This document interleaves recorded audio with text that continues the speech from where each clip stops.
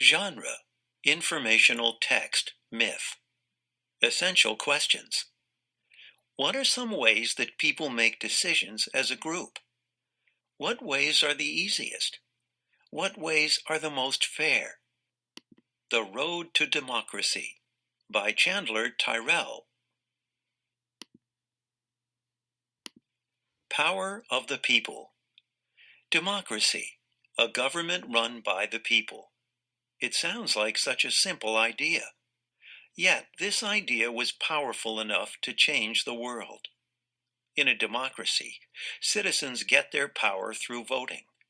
Each citizen gets one vote, and after all the votes are counted, the person, law, or plan with the most votes is the winner.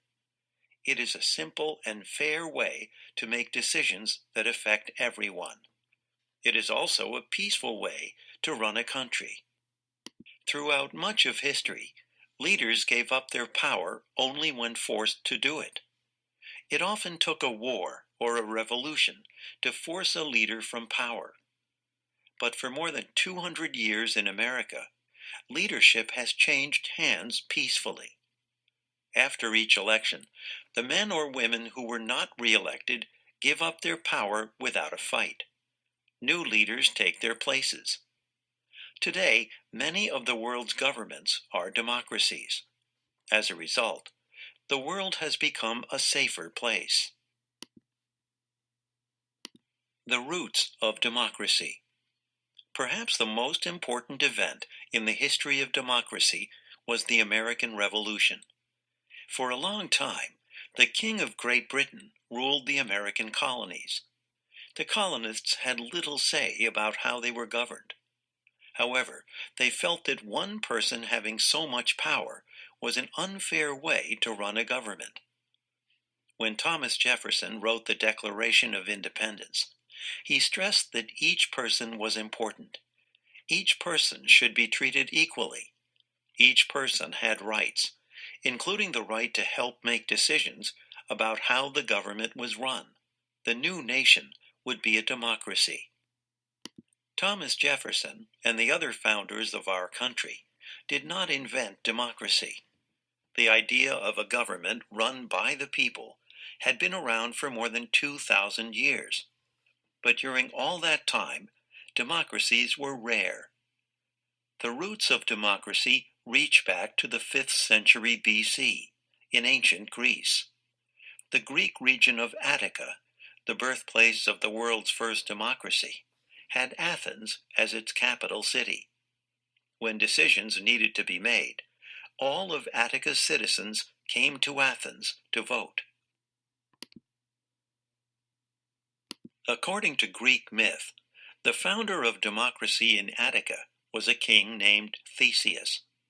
In addition to being king, Theseus was a powerful and adventurous hero. He sailed the world's seas, fighting invading armies and conquering monsters. One of the most famous stories tells how Theseus defeated the Minotaur. The Minotaur, a fierce beast, was half man and half bull. It lived on the island of Crete and terrorized the people of Athens. Theseus and his men sailed to Crete and defeated the monster. Another famous myth tells how Theseus and his cousin Heracles bravely fought the Amazons. The Amazons, an all-female army of warriors, often attacked Athens. They appear in many Greek legends. Although King Theseus was known for his bravery, he was also a kind and just king. He often helped the poor. He listened to the opinions of his citizens. Theseus' wisdom gave him the idea of sharing his power. Many different tribes made up the region of Attica. These tribes often did not get along. Theseus understood that sharing some of his power could help bring peace. If the tribes worked together, they would be less likely to fight. To accomplish this, Theseus gave up his power as king, then visited every city and village. He invited all the citizens to Athens to share in his idea of unity. Democracy was born. It would be helpful to visualize these myths or stories that we can so that we can better understand what is happening in each one. So first we're going to look at the details or other features in the text that can help us visualize and think about any prior knowledge that might help as well. So first the illustration on page 166 over here really helps me picture Theseus and the creature called the Minotaur. This is a very odd sounding mythical creature, so the picture is really important. I could also visualize Theseus because I have seen pictures of ancient Greeks before and know a little about what they wore. Also, specific words that are featured in the text, like powerful, fierce, terrorized, and warriors, help me visualize Theseus and his adventures. Democracy in the Middle Ages. Of course, the story of Theseus is just a myth, and democracy in Attica was not perfect. It did not include everyone who lived in the region. Citizens could vote, but only certain Greek men counted as citizens. Women and children did not have the right to vote. The thousands of slaves living in Attica were not allowed to vote either. In time, other forms of government replaced democracy in Greece. During the next 2,000 years, democracy was rare. When it did appear, it was limited. For example, in the Roman Empire, wealthy citizens could at times vote for leaders to represent them in the government. But usually, one person or a small group of people still had all the power to make decisions. Types of government: monarchy, ruled by a king or queen; dictatorship, ruled by one person; oligarchy, ruled by a small group of people; aristocracy, ruled by the wealthy; democracy, ruled by all the people. During the second half of the Middle Ages, 1000 to 1500 AD, kings and queens ruled most nations in Europe. However, some of these nations allowed wealthy landowners to gather together and help decide on new laws. These assemblies of landowners were called parliaments. Some nations' parliaments had more power than others. In 1215, the wealthy landowners of England, called lords, forced their king to sign one of history's most important documents, the Magna Carta. When King John signed the Magna Carta, or Great Charter, it guaranteed some rights to the citizens of England, such as a limit on taxes and protection from illegal imprisonment. This document had a great influence on America's Bill of Rights. To form a more perfect union. American democracy began imperfectly. Like in ancient Greece, only certain male citizens had the right to vote at first. But as the United States grew in size and population, it also grew to include more voices in its democracy. With the end of slavery, millions of African American men gained the right to vote. The 14th Amendment to the Constitution, passed in 1868, guaranteed this right.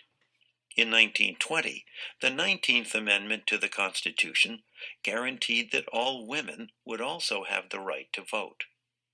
Vote representative democracy. The democracy of ancient Greece was a direct democracy. The people took part directly in governing. When laws or other decisions needed to be made, all the citizens came to Athens to vote. This was possible because the population of Athens was small. The U.S. population is much too large for a direct democracy. So, we have a representative democracy. We elect leaders who represent us in the government. They vote for us when decisions need to be made.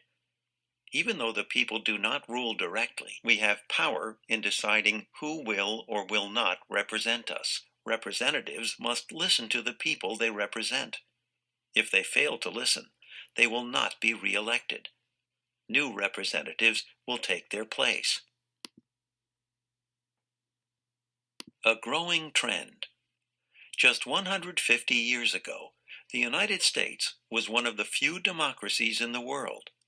During the 20th century, America's wealth and power in the world increased a great deal.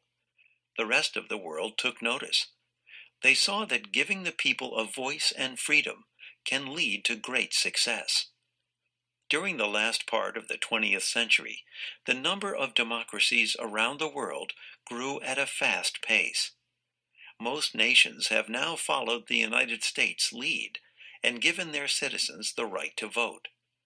Today, about 60% of the world's countries are some form of democracy. One person, one vote. It is a simple idea, but it has taken thousands of years to develop. And as democracy spreads, the world has become safer and more connected. More importantly, it has given more people a chance to have a voice in the decisions that affect their lives. The rise of democracy. So right now what we are going to do is you are going to pause the video for about 5 minutes and you're going to take a look at this text feature that we have included in our reading. You are going to answer the question, why do you think we see such growth in the number of democratic nations? So go ahead and pause for 5 minutes, record your answer, and when you are done, you may rejoin the video. The final thing that we are going to do is your exit ticket today. This exit ticket asks you to describe one of the benefits you think living in a democracy provides you. You are going to answer this in Edmodo. Please make sure that you have this completed before our next reading session.